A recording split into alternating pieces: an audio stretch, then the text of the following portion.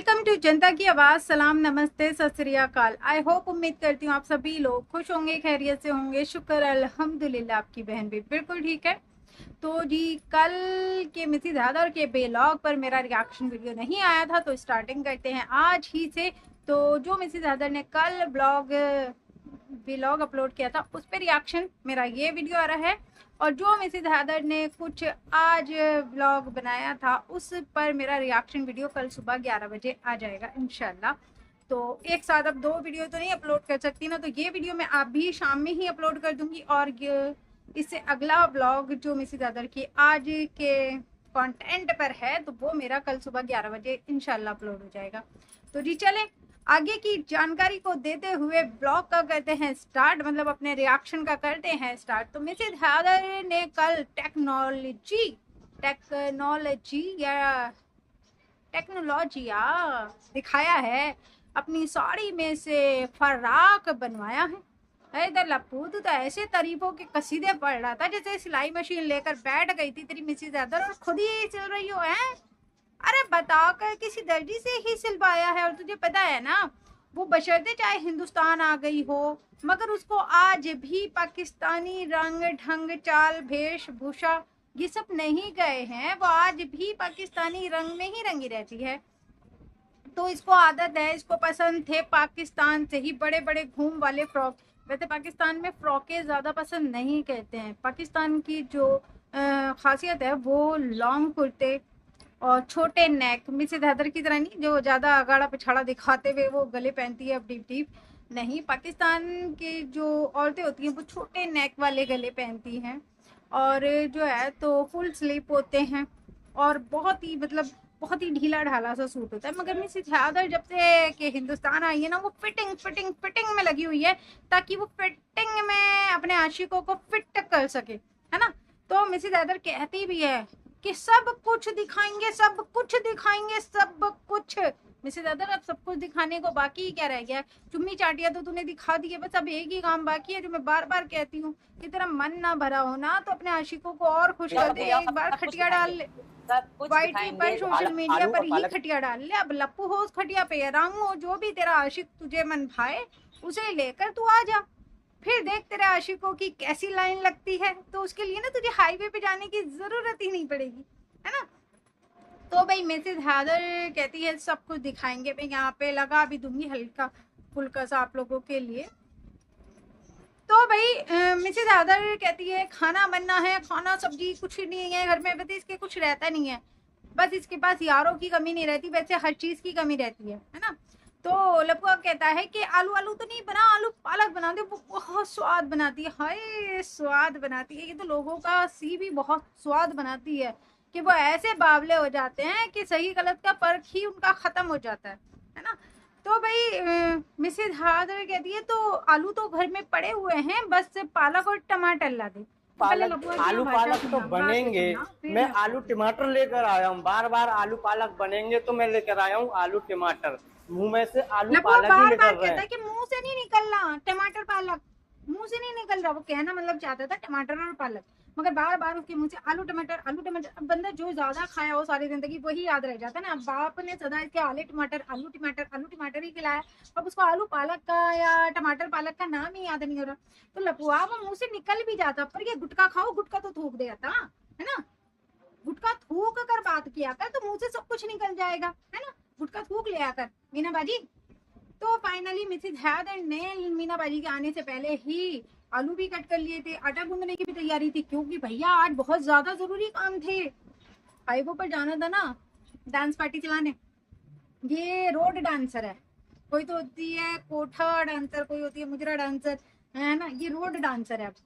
आजकल ये रोडों पर जाती है यार खेलने, है ना। इसका ये नया काम शुरू हुआ है।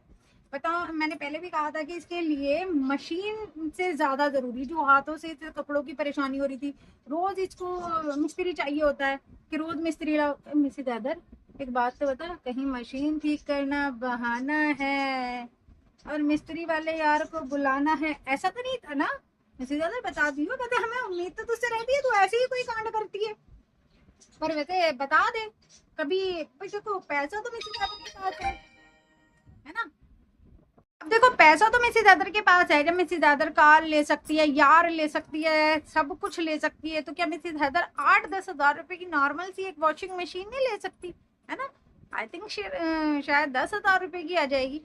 मेरी मशीन शायद 10 या 10.5, हाँ इतने की ही आई थी, हमने दिवाली के टाइम पे ली थी, तो 10-10.5 हज़ार की आई थी। अब शायद 12-12.5 की समझ लो भाई, दिवाली पे थोड़ा सा वैसे भी ऑफर चल रहे होते हैं, है ना? तो अगर मिसेज अदर 12.5 या 13 हज़ार रुपए की नॉर्मल सी वॉशिंग मशीन नहीं ले सकती, है ना, मगर कार खरीद सकती है भाई, चाहे सेकंड हैंड ही लियो कार, मगर वॉशिंग मशीन से तो ज्यादा ही पैसों की आएगी ना सेकंड हैंड भी कार। तो मिसेज अदर कहीं टाका तो बिटरना हो गया तेरा वॉशिंग मशीन वाले मिस्त्री से, क्योंकि जिस मशीन को तू बाबा आदम के ज़माने से नहीं, बाबा तेरा वो बाबा के ज़माने से घिसड़ घिसड़ करके चला रही है, हर तीसरे दिन मिस्त्री को बुलाती है, हर तीसरे दिन मिस्त्री को बुलाती है नेतर पहाड़ के घर से ही, अब यहाँ आकर भी तू उस मशीन से पीछा नहीं छुड़ा रही, कहीं मशीन वाला यारी तो ना सेट कर लिया जो लबुआ को घर में भी ना घुसने दे रही और कह रही ना बाहर जा बस तू मिस्त्री यार ला के दे। तो भाई यहाँ मैं वीडियो लगा दूंगी, वॉइस की जरूरत नहीं है क्योंकि वॉइस तो मेरी कॉपी है ना। तो मिसेज हैदर फाइनली कुकिंग कर रही थी और कह रही थी कि देखो इतनी गर्मी है फिर भी हमारा घी ना तय नहीं रहा है, लोकल वाला है ना इसलिए नहीं तय रहा है, डालडा मिला हुआ है उसमें, क्योंकि देसी घी अगर अच्छा वाला देसी घी होता है ना उसको घर में इतनी गर्मी में मतलब बाहर रख दो तो वो ना लिक्विड तेल की तरह हो जाता है। तो मिसेज हैदर अच्छा खाया कर, है ना? तो मिसेज हैदर कहती हैं कि आस पास के पड़ोसी कहते हैं कि तीमततिन तुम देसी घी में खाना बनाते हो, हमारे दूर दूर तक खुशबू, जैसे वो मोटू कहता है ना खुशबू, समोसों की खुशबू, वैसे ही मिसेज हैदर के घर से इतनी खुशबू बरासरी होती है कि सारा लब पूरा जीभ लटकाए ना मिसेज हैदर के दरवाजे के बाहर खड़ा रहता है, इतनी खुशबू फैली रहती है उस बदबूदार लबूपुरे में, है ना?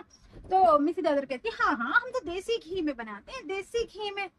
ओए होए मिसेज हैदर इतनी भी नहीं फेंकनी चाहिए, इतनी भी नहीं फेंकनी चाहिए, माना कि देसी घी की खुशबू होती है मगर इतनी नहीं कि तेरे ना इधर घर है ना उधर घर है, 4 घर छोड़ के एक घर, 4 घर छोड़ के एक घर, मतलब 4 घर जितनी जगह छोड़कर इतनी दूर दूर घरों में तेरे इतू से डाले हुए देसी घी की खुशबू जाएगी, है लुच्ची औरत क्यों इतना झूठ बोलती है?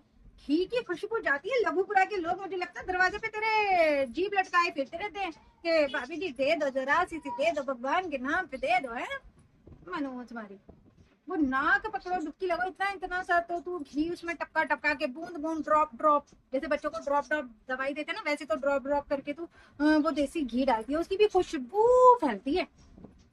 तो भाई उस मामूली से नाम के देसी घी को मिसेज हैदर ने डालने के बाद मिसेज हैदर की एक क्वालिटी है, जीरा डालते हुए कैमरामैन बिल्कुल जूम कुकर के अंदर तक दिखाना है मैंने जीरा डाला है, पर कैमरामैन जब मैं टमाटर डालती हूँ ना तब कुकर के अंदर बिल्कुल भी नहीं कैमरामैन ना, क्योंकि जीरे के बाद मिसेज हैदर ने प्याज डाल दिया था ना, इसीलिए कैमरामैन जीरे के बाद जब मिसेज हैदर टमाटर डालती है ना तब कुकर के अंदर नहीं दिखाना।